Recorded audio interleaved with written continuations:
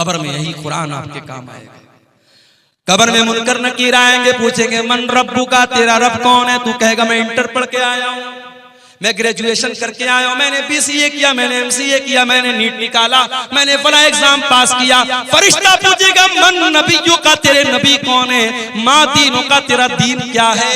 अगर आपने दुनिया की सारी तालीम हासिल की है, अगर आपने रब का कुरान नहीं पढ़ा है, अगर आपने मोहम्मद रसूलुल्लाह की हदीसों को नहीं पढ़ा है, कुरान और सुन्नत को नहीं पढ़ा है, आप मुनकर नकीर के सवाल का जवाब नहीं दे पाएंगे। उस सवाल का जवाब अगर चाहिए तो कुरान पढ़ना पड़ेगा, हदीसों को पढ़ना पड़ेगा। ओ लोगों, कान खोल करके सुन लो,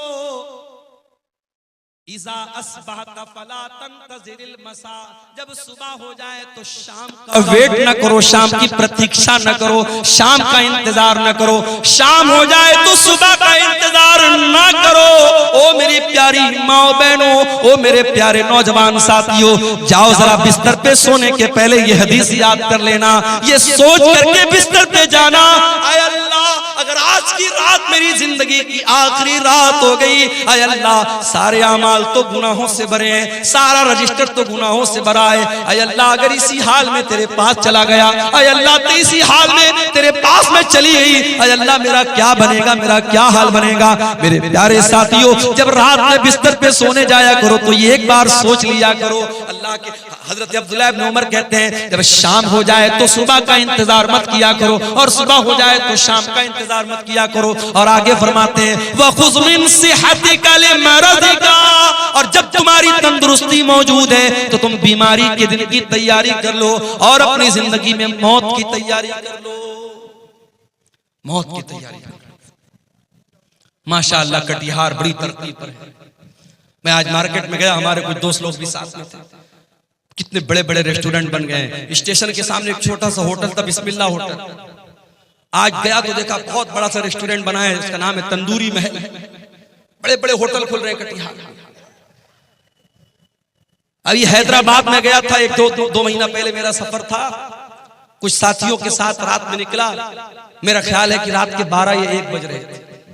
दोस्तों ने कहा चलिए मौलाना आपको चाय पिलाते। मैंने कहा यार 12-1 बज रहा है, चाय मिलेगी? बोले चलिए आप हैदराबाद में। हैदराबाद में चाय की एक बहुत बड़ी दुकान है, नाम नोट कर लो, कभी जाना तो चाय पी लेना, नीलोफर होटल।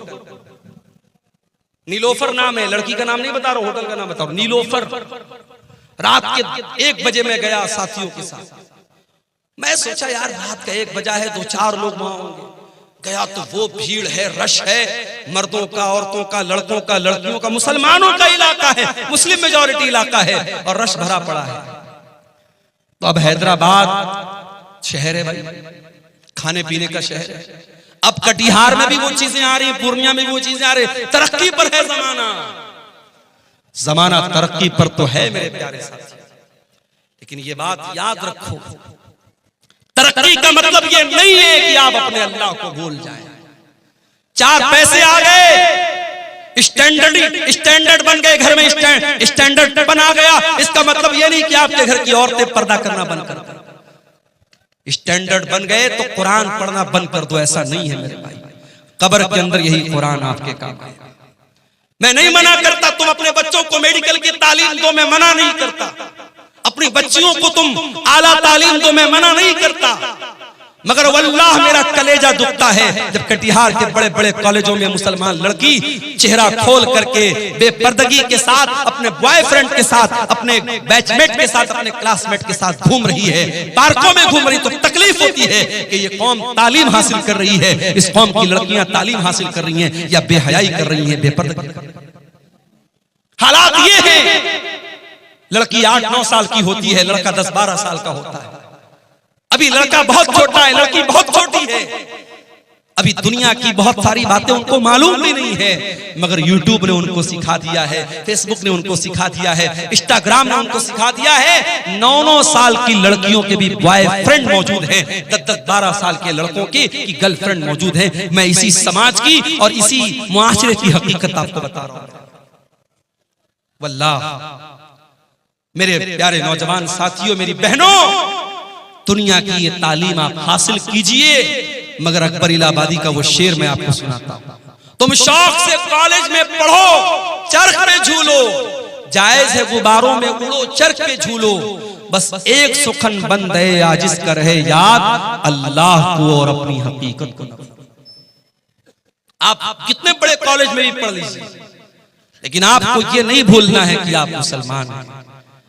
अल्लाह की कसम, कर्नाटक की वो लड़की जो नकाब में स्कूल जा रही थी, कॉलेज जा रही थी, और दंगाइयों ने और फसादियों ने उसको देख करके नारा लगाया था, और उस लड़की ने जिसका नाम मुस्कान था, उसने नारे तकबीर की सदा बुलंद की थी, अल्लाह अकबर कहा था। सारी दुनिया के मुसलमानों ने उस लड़की पर फख्र किया था। और आज भी बड़े बड़े कॉलेजों में जो लड़की नकाब में रहती है, अपनी हया से समझौता नहीं करती, अपने पर्दे से समझौता नहीं करती, वो प्राइम मिनिस्टर से भी डिग्री लेने जाती है तो नकाब में जाती है। ऐसी लड़कियों पर हमें फख्र है मेरे भाइयों, ऐसी बहनों पर हमें फख्र है। तालीम हासिल करो, मगर कुरान की भी तालीम हासिल करो। ये मदरसे, ये छोटे छोटे मदरसे आज सीमांचल में तरस रहे हैं। इनका इंफ्रास्ट्रक्चर देख लो। मैं कितने मदरसों में जाके देखा मैंने कि टीन का शेड लगा हुआ है और कच्ची जमीन है, बच्चे बेचारे उस पे पढ़ रहे। किशनगंज में एक मदरसे में मैं गया, बेहतरीन तालीम हो रही है, अच्छी पढ़ाई हो रही है, मगर इंफ्रास्ट्रक्चर नहीं है। ये बड़े बड़े नेता आते हैं हमारे यहाँ, इन मिनिस्टरों से, इन नेताओं से, इन एमपीज और एमएलए से कहो कि इन मदरसों को भी थोड़ा ध्यान दें। आज कितने मदरसे मेरे भाइयों, न उनके पास इंफ्रास्ट्रक्चर है, न उनके पास टीचरों को देने की ढंग की सैलरी है। बेचारे साल में एक जलसा करते हैं, और जलसे में भी जो लोग आते हैं तकरीर सुनते हैं, कितने लाख रुपए का जलसे पे खर्च हो जाता है, और आखिर में जो बचत होती है मदरसे वालों को बहुत थोड़ी सी बचत होती है। ये तकलीफ की बात है मेरे भाइयों, ये दर्द की बात है। इन मदरसों में पढ़ने वाले, कुरान पढ़ने वाले बच्चों को हकीर समझते हैं। वल्लाही इन्हें हकीर मत समझो। तुम डॉक्टर बन जाओ, तुम इंजीनियर बन जाओ, तुम आईएएस ऑफिसर बन जाओ, मुबारक हो तुम्हें। ये कुरान पढ़ने वाले, ये दुबले पतले बच्चे, ये पतली दाल पीने वाले बच्चे, ये बगैर छिला हुआ आलू खाने वाले बच्चे, ये जागीर का खाना अपनी इज्जत और खुददारी को कुचल कर घरों से ले जाके टिफिन लेकर खाना लाने वाले ये बच्चे, इन्हें हकीर मत समझो मेरे भाइयों। अल्लाह के नबी फरमाते हैं, खैरुकुम मन तअल्लमल कुरान व अल्लमहु, तुम में सबसे बेहतरीन इंसान वो है जो कुरान को सीखता है और कुरान को सिखाता है। कब्र में यही कुरान आपके काम आएगा।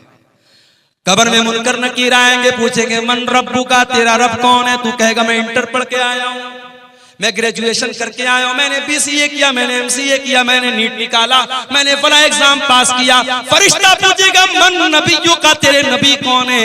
माँ दीनों का, तेरा दीन क्या है? अगर आपने दुनिया की सारी तालीम हासिल की है, अगर आपने रब का कुरान नहीं पढ़ा है, अगर आपने मोहम्मद रसूलुल्लाह की हदीसों को नहीं पढ़ा है, कुरान और सुन्नत को नहीं पढ़ा है, आप मुनकर नकीर के सवाल का जवाब नहीं दे पाएंगे। उस सवाल का जवाब अगर चाहिए तो कुरान पढ़ना पड़ेगा, हदीसों को पढ़ना पड़ेगा। मेरे भाइयों, आज का दौर तो बहुत अच्छा दौर है। आज ऑनलाइन भी आप दीन की तालीम हासिल कर सकते हैं। अपनी बहनों से कहना चाहूंगा जो कॉलेज में पढ़ती हैं, जो यूनिवर्सिटी में पढ़ती हैं, ऐ मेरी प्यारी बहनों, आज ऐसे कोर्स भी हो रहे हैं, ऑनलाइन कोर्स हो रहा है। लॉकडाउन में खुद मैंने कई कोर्स चलाए ऑनलाइन, और मुझे बड़े फख्र के साथ आज मैं दुबई तक मेरे स्टूडेंट मौजूद है। मेरे पास मैसेज आता है, मौलाना साहब मैं आपका स्टूडेंट हूँ। लड़कियों का, मेरी मुसलमान बहनों का भी कभी कभी फोन आता है। बड़ी खुशी होती है कि जब वो कहती हैं कि मैंने आपसे ऑनलाइन कोर्स तालीम हासिल की थी। आज मदरसे की चार दीवारी के अंदर बैठ करके दीन की तालीम अगर देना पॉसिबल है तो ऑनलाइन भी आप तालीम हासिल कर सकते हैं और तालीम दे सकते हैं। मेरे प्यारे साथियों, दुनिया का जितना इल्म हासिल करना है कर लो, मगर कब्र में जो काम आने वाला इल्म है वो आखिरत का इल्म है, वो कुरान और सुन्नत का इल्म है। और अल्लाह ताला कुरान में कहता है यालमून ज़ाहिरम मिनल हयातिद दुनिया। मेरे बहुत सारे बंदे ऐसे हैं जिनके पास दुनिया की तो बहुत नॉलेज है, लेकिन आखिरत के मामले में गाफिल हैं। कहीं ऐसा ना हो मेरे भाइयों, दुनिया की डिग्रियां तो हमारे पास हो, दुनिया का इल्म तो हमारे पास हो, मगर आखिरत के मामले में हम जीरो हो, आखिरत की हमें कोई नॉलेज ना हो। इमाम हसन बसरी कहते हैं कि कुछ लोग इतने माहिर होते हैं, इतने काबिल होते हैं कि अपने उंगली के नाखून पे रख के बता देते हैं कि दीनार का वजन कितना है। इतने माहिर होते हैं, अपने दुनिया के मामले में इतने काबिल होते हैं, लेकिन 2 रकात नमाज पढ़ने का तरीका उनको नहीं। इसी कटिहार में मुझे याद है, नमाज पढ़ने के लिए बैठा, पीछे से एक आदमी आता है, उसको किसी ने बताया कि अब्दुल गफ्फार साहब नमाज पढ़ रहे, जाओ उनके साथ पढ़ लो। नमाज खत्म हो चुकी थी, मैं बाद में आया था, मैं अपनी अलग नमाज पढ़ रहा था। अब वो आदमी आया तो उसको ये भी पता नहीं कि दाएं खड़ा होना है कि बाएं, ये भी नहीं मालूम।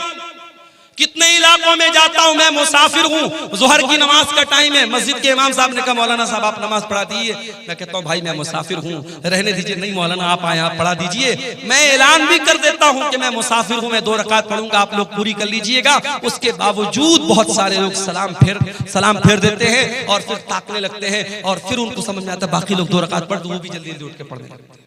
मालूमात नहीं है मेरे भाई, जबकि हर जलसे में जा रहे हैं, हर तकरीर सुन रहे हैं, इतनी तकरीरें सीमांचल में हो रही हैं, मगर दीन की जो तालीम है मेरे भाइयों, जो कुरान का दर्स है, जो नमाज का तरीका है, जो अकीदे की मोटी मोटी बातें हैं, वो आज मैं गांव-गांव जाता हूं तो मैं देखता हूं वो चीजें भी हमें नहीं।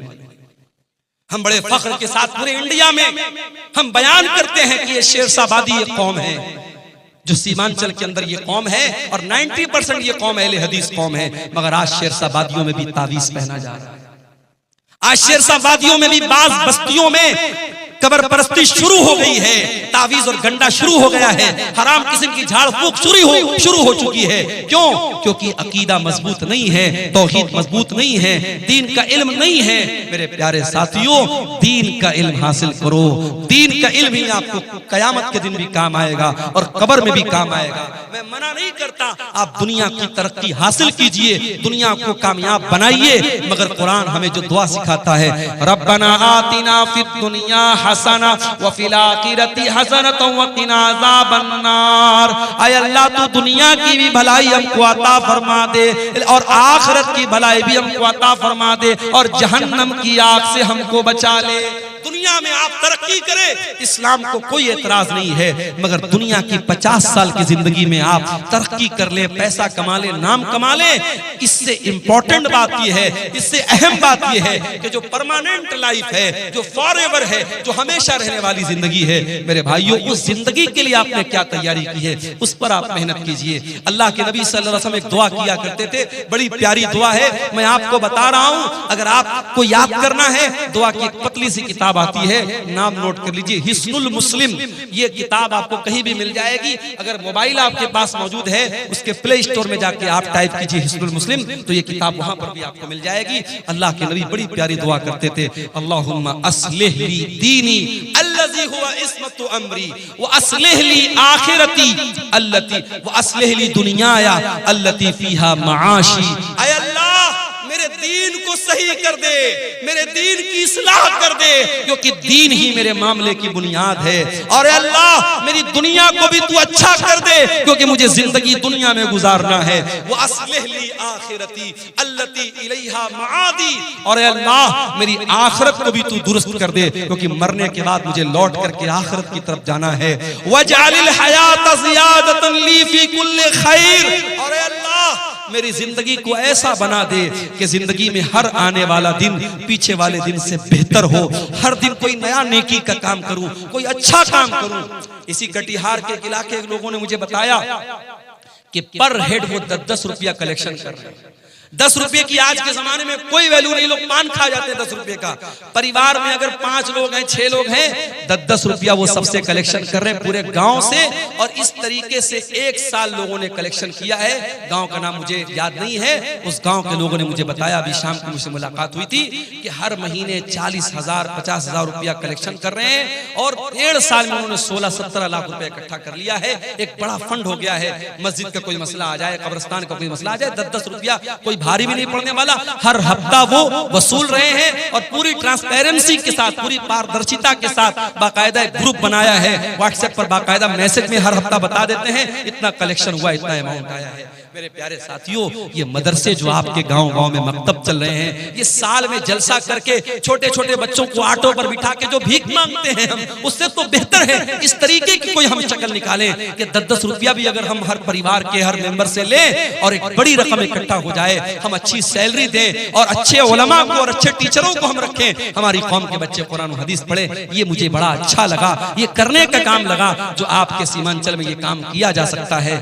मुझे तकलीफ होती है मेरे भाई, भाइयों, आज अपने खाने पर, पहनने पर, मुझे इसी शेरशाहबादी समाज के लोगों ने बताया कि आज शेरशाहबादियों में ऐसे भी गांव हैं जहां शादियों में डीजे बज रहा है। मुसलमान आदमी की शादी है, अहले हदीस की शादी है, शेरशाहबादी की शादी है, और शादी में डीजे बज रहा है। बाप भी बेशरम लोगों की तरह नाच रहा है, माँ भी बेशरम लोगों की तरह नाच रही है। ये नाच गाना हो रहा है। मेरे प्यारे साथियों, अल्लाह का अज़ाब नहीं आएगा तो क्या आएगा? यही वो दौर था। अल्लाह के प्यारे नबी ने बताया था कि मेरी उम्मत पर वो दौर आएगा, खस्फुन व कसफुन व मस्खुन, मेरी उम्मत के लोगों को जमीन में धसा दिया जाएगा। मेरी उम्मत के लोगों पर आसमान से पत्थर बरसेंगे और मेरी उम्मत के लोगों को सुअर और बंदर बना दिया जाएगा। ऐसा दौर आएगा। सहाबा ने कहा, अल्लाह के नबी ऐसा दौर कब आएगा? आपने फरमाया, इज़ा ज़हरतिल क़ीनात वल मआज़िफ, जब नाचने गाने वालियां मुसलमानों के घरों में आ जाएंगी, व शुरबतिल खुमूर, और मुसलमान शराब पीने लगेगा। अरे शराब तो बहुत हल्की चीज हो गई। आज आपके कटिहार और किशनगंज की रिपोर्ट मेरे पास मौजूद है। आज गांजा पी रहा है मुसलमान का बच्चा, आज चरस का नशा कर रहा है मुसलमान का बच्चा, आज हीरोइन का नशा कर रहा है।